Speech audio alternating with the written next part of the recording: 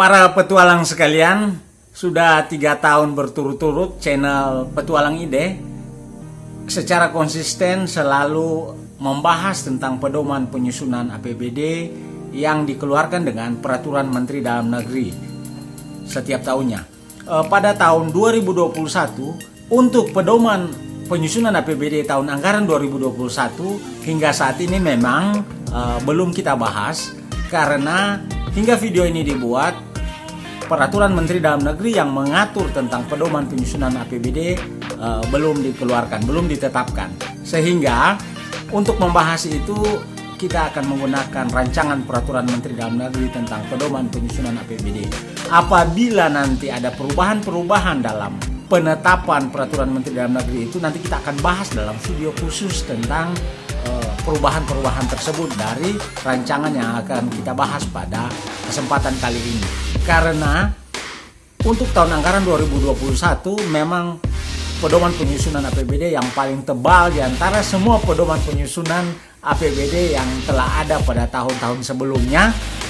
Ini mungkin disebabkan karena APBD tahun anggaran 2021 merupakan APBD pertama yang menggunakan peraturan pemerintah nomor 12 tentang pengelolaan keuangan daerah. Itu mengganti peraturan pemerintah sebelumnya. Kemudian juga pertama kali menggunakan Peraturan Menteri Dalam Negeri nomor 90 tahun 2019 tentang klasifikasi, kodifikasi, dan nomenklatur perencanaan pembangunan dan keuangan daerah. Sehingga pedoman penyusunan APBD tahun anggaran 2021 jauh lebih tebal dan banyak aspek yang akan diatur dan merupakan penerapan kedua aturan tersebut pada pertama kalinya. Itu alasan yang pertama. Alasan yang kedua, tentu APBD 2021 banyak diprediksi merupakan APBD yang sangat sulit karena sampai saat ini kita masih berhadapan dengan pandemi COVID-19 dan kemungkinan besar tahun depan akan masih mengalami dampak dari pandemik yang sampai sekarang masih kita rasakan. Dan kapan ini selesai kita tidak tahu. Kita berdoa bersama, kita berikhtiar bersama agar semua ini akan segera berakhir. Oke, untuk itu mari kita bahas pedoman penyusunan APBD tahun anggaran 2021, di mana kita akan buat ini dalam beberapa seri karena begitu kompleksnya, begitu banyaknya yang harus diatur dalam pedoman penyusunan APBD tahun anggaran 2021. Ayo kita bahas itu dalam bentuk video scribe berikut ini.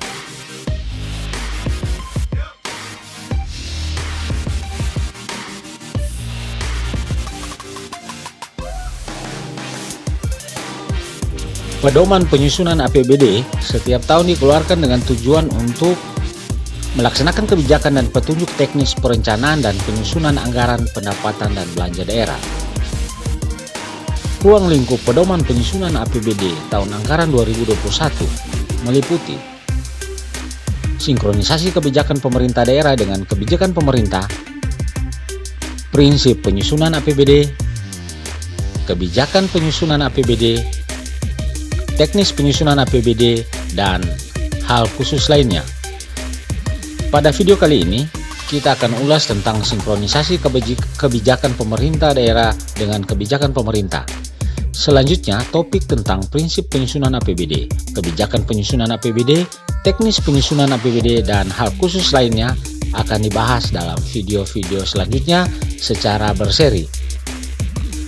Inti dari sinkronisasi kebijakan pemerintah daerah dengan kebijakan pemerintah adalah sinergitas kebijakan pemerintah daerah dan pemerintah yang aplikasinya berupa dituangkannya dalam rancangan kebijakan umum APBD dan rancangan prioritas dan plafon anggaran sementara yang disepakati pemerintah daerah bersama DPRD sebagai dasar dalam penyusunan rancangan Perda tentang APBD tahun anggaran 2021.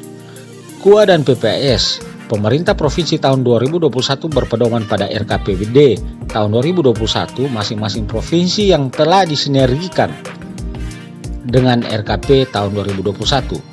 Sedangkan KUA dan PPAS pemerintah kabupaten kota berpedoman pada RKPD tahun 2021 masing-masing kabupaten kota yang telah disinergikan dengan RKP tahun 2021 dan RKPD Provinsi tahun 2021. Untuk itu, dalam PPAS tahun anggaran 2021, pemerintah provinsi dan pemerintah kabupaten kota harus mencantumkan hal-hal sebagai berikut. 1. Sinergitas program pemerintah provinsi dan pemerintah kabupaten kota terhadap prioritas pembangunan nasional. Dan yang kedua, sinkronisasi kebijakan pemerintah kabupaten kota dengan prioritas pembangunan provinsi. Dan yang ketiga, prioritas masing-masing daerah yang tercantum dalam RKPD tahun 2021 dengan format seperti dalam gambar ini.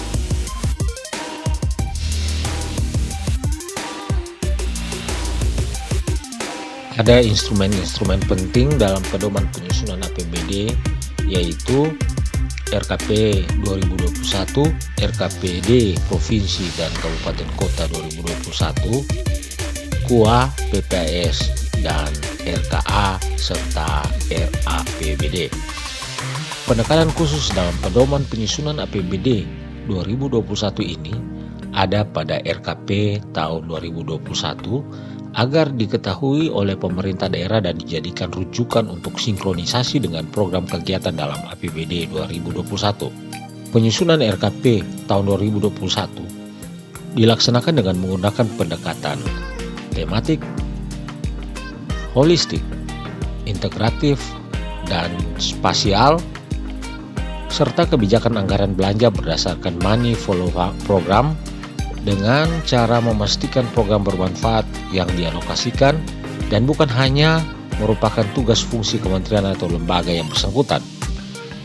Berkaitan dengan itu, pencapaian prioritas pembangunan nasional memerlukan adanya koordinasi dari seluruh pemangku kepentingan melalui pengintegrasian prioritas nasional atau program prioritas atau kegiatan prioritas yang dilaksanakan dengan berbasis kewilayahan.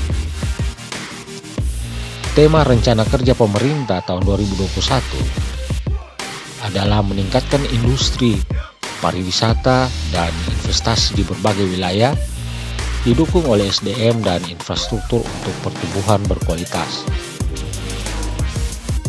sehingga memiliki sasaran dan target yang harus dicapai antara lain. Pertumbuhan ekonomi nasional berkisar 5,7% hingga 6,0% dengan tingkat inflasi secara nasional berkisar antara 2,7%. Sasaran tingkat kemiskinan pada kisaran 6% sampai 7%, IPM menjadi 75,54, Gini rasio pada kisaran 0,360 sampai 0,374, tingkat pengangguran terbuka 3,6% hingga 4,3%, dan penurunan emisi gas rumah kaca sebesar 27,3%. Ketiga, sasaran pemerataan pembangunan antar wilayah, yaitu kontribusi wilayah terhadap pembangunan nasional. Sumatera 6,0%, Jawa Bali 6,0%, Kalimantan 6,9%, Sulawesi 7,8%, Nusa Tenggara 6,1%, Maluku 7,6%, dan Papua 6,9%. Selanjutnya, pemerintah provinsi dan pemerintah kabupaten kota harus mensinkronisasikan sasaran dan target penyusunan RKP tahun 2021 tersebut dalam penyusunan RKPD tahun 2021 guna mendukung pencapaian visi dan misi Presiden dan Wakil Presiden melalui 5 arahan utama Presiden, yaitu pembangunan sumber daya manusia, membangun SDM pekerja keras yang dinamis, produktif, terampil, menguasai ilmu pengetahuan dan teknologi, didukung dengan kerjasama industri dan talenta global.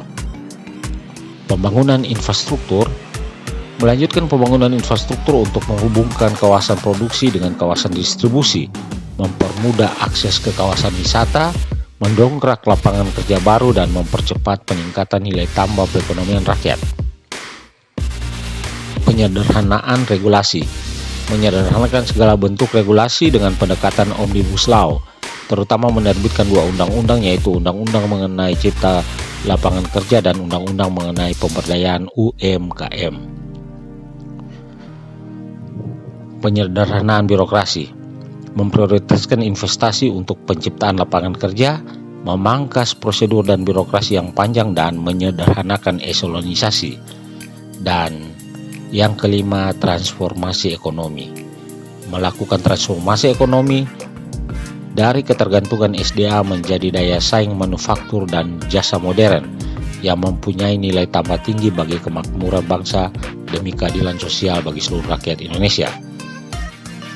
Berkaitan dengan itu, dalam rangka melaksanakan 5 arahan Presiden tersebut, pemerintah provinsi dan pemerintah kabupaten kota harus mendukung tercapainya 7 prioritas pembangunan nasional tahun 2021, yaitu 1. Memperkuat ketahanan ekonomi untuk pertumbuhan yang berkualitas dan berkeadilan. 2. Mengembangkan wilayah untuk mengurangi kesenjangan dan menjamin pemerataan. 3. Meningkatkan sumber daya manusia yang berkualitas dan berdaya saing. 4. Revolusi mental dan pembangunan kebudayaan. Kelima, memperkuat infrastruktur untuk mendukung pengembangan ekonomi dan pelayanan dasar. Keenam, membangun lingkungan hidup, meningkatkan ketahanan bencana dan perubahan iklim. Dan yang ketujuh, memperkuat stabilitas politik, hukum, pertahanan dan keamanan, dan transformasi pelayanan publik.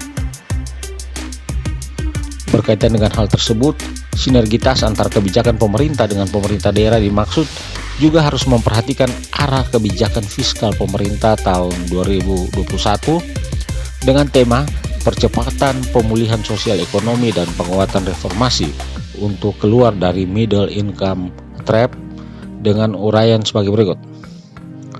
Reformasi pendapatan. Reformasi kebijakan di bidang pendapatan antara lain mendukung pemulihan dunia usaha dan optimalisasi melalui inovasi kebijakan serta mitigasi dampak untuk percepatan pemulihan ekonomi dan restrukturisasi transformasi ekonomi. Kedua, recovery dan reformasi belanja. Recovery dan reformasi kebijakan di bidang belanja antara lain pendidikan, yaitu peningkatan kualitas SDM, ICT, Litbang, dan infrastruktur pendidikan menuju industri 4.0 atau knowledge economy. Kesehatan, yaitu pemulihan dan penguatan sistem kesehatan dan health security preparedness. Program perlindungan sosial, yaitu pemulihan dan penguatan program bansos dan pengalihan subsidi. Transfer ke daerah dan dana desa TKDD, yaitu quality control TKDD, mendorong pemerintah daerah dalam pemulihan ekonomi dan kesehatan dan pendidikan. Fokus program prioritas zero base, berorientasi hasil atau result base, efisiensi dan antisipatif atau automatic stabilizer. Demikian pembahasan kita tentang pedoman penyusunan APBD, di mana pada video pertama kali ini kita baru membahas tentang sinkronisasi antara kebijakan pemerintah pusat dan pemerintah daerah. Ada hal-hal yang masih belum clear di situ atau ada hal-hal yang perlu kita diskusikan, silakan dikomentari di bawah ini, dan semoga ini bermanfaat bagi kita semua dalam mengelola keuangan daerah maupun bagi pemerhati keuangan daerah yang ada di mana saja. Kita ketemu dalam seri kedua dari pedoman penyusunan APBD. Tetap ikuti channel ini dan seperti biasa tetap semangat.